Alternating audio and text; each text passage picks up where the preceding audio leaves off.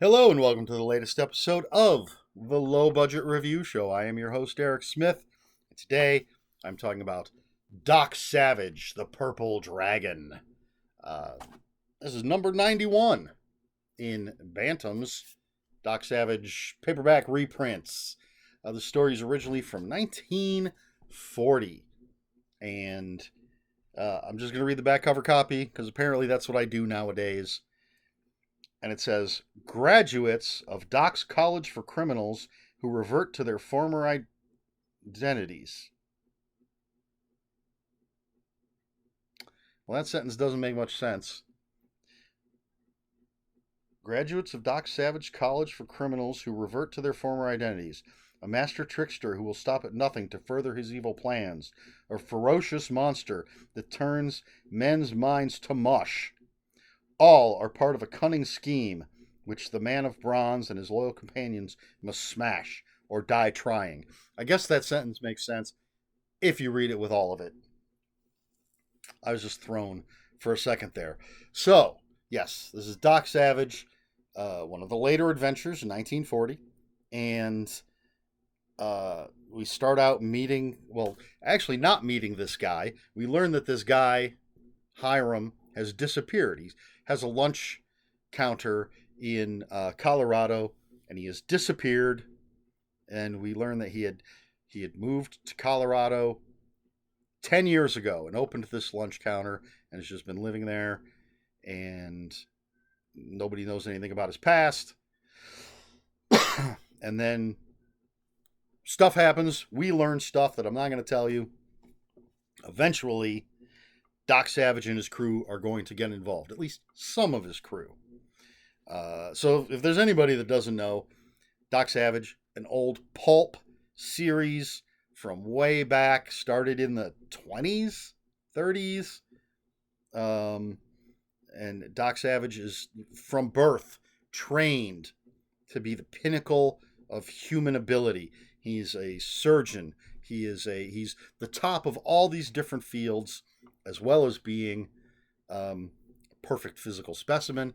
And he has these 5 loyal companions, Monk, Ham, Johnny, Rennie, Long Tom, who are all at the tops of their fields: chemistry, law, engineering, archaeology, I believe, and architecture.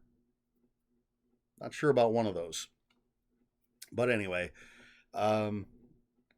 so I guess for the too long didn't watch crowd, I think I gave it 3 or 4 out of 5. You know what? Let's check. Because now I can't remember. So you get to watch me go on my Goodreads and check my books to see what I gave it. And I gave it, 3. I liked it. So there you go. Let's get rid of that so I can see what I'm doing. 3 out of 5. It's a typical Doc Savage adventure. It's written in that pulpy prose. Doc Savage is the least used character in the story. So many of the early Doc Savage stories, he's almost an ancillary character. It's his crew that's running around doing stuff. And Doc pops up here and there. So we have that going on. One of the fun things with these books is they will occasionally have footnotes that warn the reader not to do certain things. I remember the first time I saw it, I don't remember which book it was, but Doc was making some sort of explosive, and then there was a little asterisk, and you go down to the footnote, and it's basically said, we've mentioned some of the ingredients that Doc is using, but we're not going to tell you all of them or the measurements that are being used because, that would be dangerous. We're not going to tell you how to build a bomb. We want to keep our readers safe. In this one, we're introduced to Doc Savage when he's taking a shower, basically in a freezer. And when he gets out of the shower, he has to actually break his feet loose from the ice that is accumulated on the floor. And this is part of his training regimen. And then there's a little footnote that says, Doc Savage is the pinnacle of human ability. He has trained since birth. This is not something, this is incredibly dangerous. Do not try this. I like that. That's a fun touch. This is a world where Doc Savage's adventures are published. So people can read Doc Savage adventures in the world of Doc Savage. And this is just, again, it's pulpy stuff. He when he catches criminals, he tries not to kill anybody. Sometimes it happens. He tries not to. He tries to capture the criminals, then he sends them to his college where a brain operation is performed, and they are re-educated and sent out into the world as solid citizens, productive citizens with no memory of their criminal past. There was a DC Doc Savage comic where that took place much, much later after the adventures in the original pulps, where they were like some of his crew, and were like, we were just lobotomizing people. It was terrible what we were doing. But whether or not you want to look at it that way, in this book, some of those people, the graduates of his criminal college, are disappearing, ending up dead, confessing to crimes they committed 10 years in the past. And that's the thing. The ones that are found dead, all indications are they died 10 years ago. The ones that are confessing to crimes are confessing as if they just committed those crimes, but they're from like 10 years ago. So it builds up this mystery in typical Doc Savage fashion. We have Ham and Monk running around, getting into shenanigans, getting in and out of trouble. We have Doc showing up, working with Rennie quite a bit. Johnny and Long Tom are in other parts of the world doing their own personal things. They're not part of this adventure. And there's the kind of thing that would make Annie Wilkes have a cock-a-doodle heart attack, where you have sort of a cliffhanger at the end of a chapter, and it seems like Doc Savage is dead. There's no way he could have gotten out of this. And then a couple chapters later, oh, hey, there's Doc Savage. Now we're going to learn how he got out of that apparent death trap. But it might play slightly more fair than like the example that Annie Wilkes gives. And if there's anybody that doesn't know what I'm talking about with Annie Wilkes, Misery by Stephen King, movie by Rob Reiner, right? Misery, Annie Wilkes is the antagonist who has taken the author Paul Sheldon hostage, essentially wants him to write a book. She's talking about how she didn't like the serials that would play at the movie theater, because she would be watching it one week and the hero's car would explode or go off a cliff. She's like, well, they're obviously dead. And then the next week, when she watched the next part, they'd sort of re-show that scene, but now you see the hero jump out of the car before it's exploded or goes off the cliff. I can't remember specifically which it was. And she's shouting at Paul Sheldon, he didn't get out of the cock-a-doodle car. And I've seen serials like this. And they do play a little fast and loose. At least in this. There is a slight thing where you could sort of hang your hat on and say, okay, they are playing fair because of this one line. It has indicated that, yes, now this explanation they're giving 2 chapters later makes sense. I'll buy it. But still, it's very, very close to that sort of serial kind of thing. They do it in all of these books. Anyway, all of that is neither here nor there.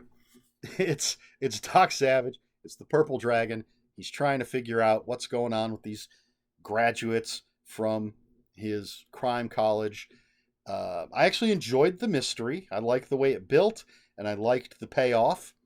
But it's still, I didn't love it. I liked it. It's a decent Doc Savage. It's not my favorite. It's not my least favorite. It's right there in the middle. 3 out of 5 stars. So there you have it. Doc Savage, The Purple Dragon. 3 out of 5 stars. Recommendations if you like this book. Basically any pulp character. Tarzan, John Carter of Mars. But I'm going to go, The Shadow.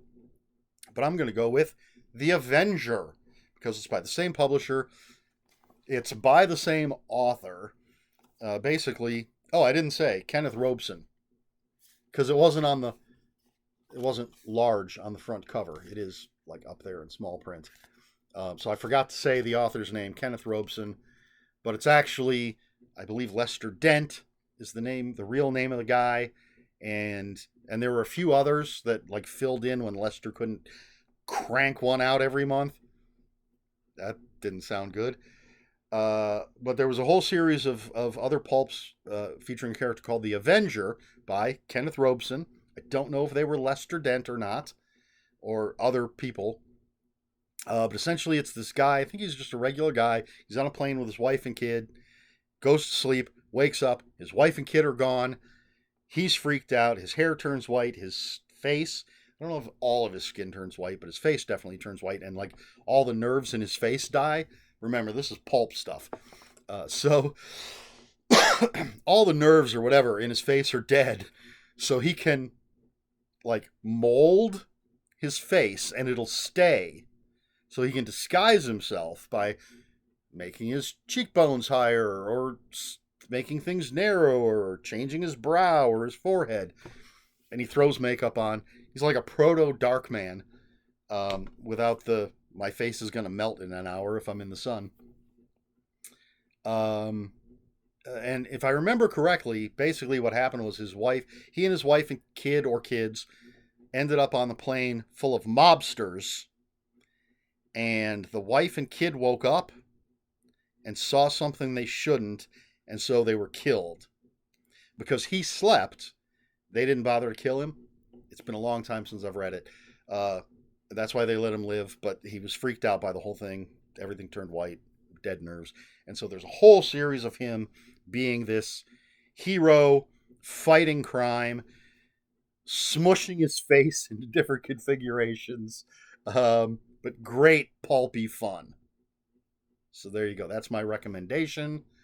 No question for this video. So there you have it. Once again, Purple Dragon, Doc Savage, 3 out of 5. Fun, pulpy stuff. All right, if you have any comments, questions, or corrections, please put those in the comments below. Oh, and the reason I read this, did I say this? I don't think I said this at the beginning of the video. I said it in my weekly wrap-up video. The reason I chose to read this right now is because of the death of Ron Ely, who was an athlete and an actor, best known for playing Tarzan, but he played Doc Savage in, at the time of this recording, the one and only live-action Doc Savage movie. It's a terrible movie, but in honor of Ron Ely, I decided to read a Doc Savage book. So, once again, please like, share, and subscribe, all the usual YouTube stuff. If you'd care to follow me on other social media, I will have links. I'm not going to go through it all. For the first time, not going through everything, I will have links to my Twitter, Instagram, and Bluesky in the description below. That's all I've got for you. This has been the Low Budget Review Show. I forgot another question that I had, or a question that I had. So we'll see how far people go in these videos. Do you care about reviews for things like this? I have tons of pulp stuff, and every once in a while I mix it in with the horror and the other stuff that I'm reading. But I know it's a very niche kind of thing. Do you care if I review something like this, or should I have just skipped it? I read it. I enjoyed it. I don't need to review it. Let me know about that in the comments below. And now that's it. This has been the Low Budget Review Show. I have been Eric Smith. And until next time, read more books.